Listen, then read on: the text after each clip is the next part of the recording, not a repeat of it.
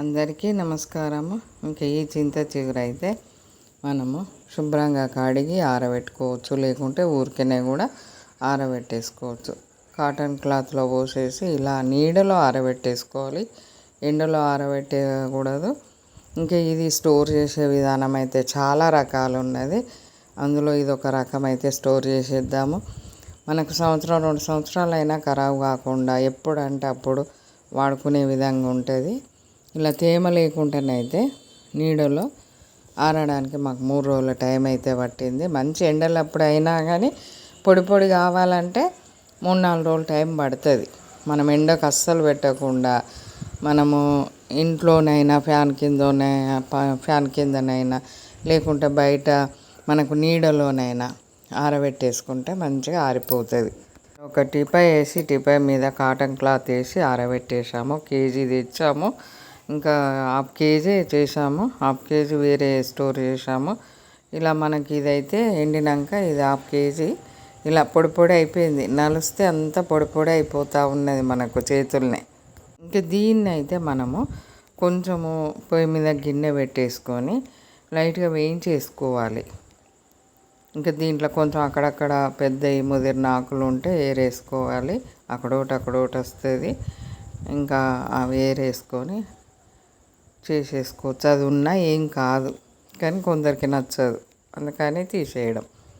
ఇలా మనం బాగా పెద్ద మంట పెట్టి చాలాసేపు వేయించకూడదు. చిన్న మంట పెట్టి కొంచెం వేడి తాకితే సరిపోతుంది అంతే. ఇంకా ఇలా అంతా వేయించేసుకొని మనము గ్రైండర్లో వేసేసి పౌడర్ చేసేసుకోవాలి.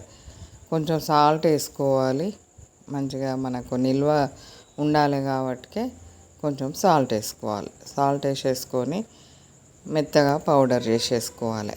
ఇలా ఇంత పెద్ద ఆకులు ఉంటే తీసేసుకోవాలి. అవి ఉంటే బాగా కొంచెం ముదిరిన ఆకులు కదా, కొంచెం ఏమిటి వస్తుంది. బాగుంటే 1-2 ఉంటే ఏం కాదు. మనకు ఈ స్టోర్ చేసే విధానము రకరకాలు ఉంటుంది.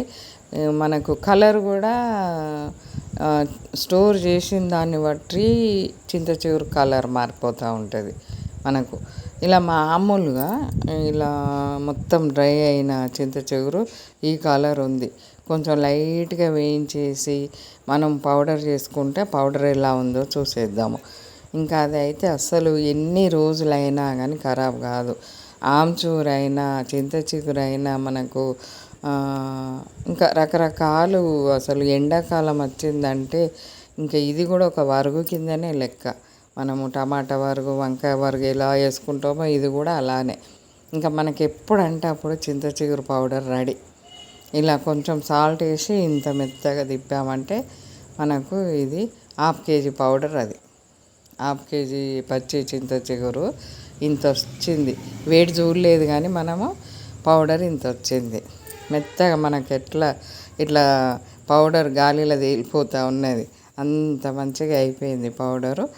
ఇంకా గాజు బాటిల్లో ఎత్తేసుకొని స్టోర్ చేసుకున్నామంటే ఎన్ని రోజులైనా నిలువ ఉంటుంది. లైక్ చేయండి.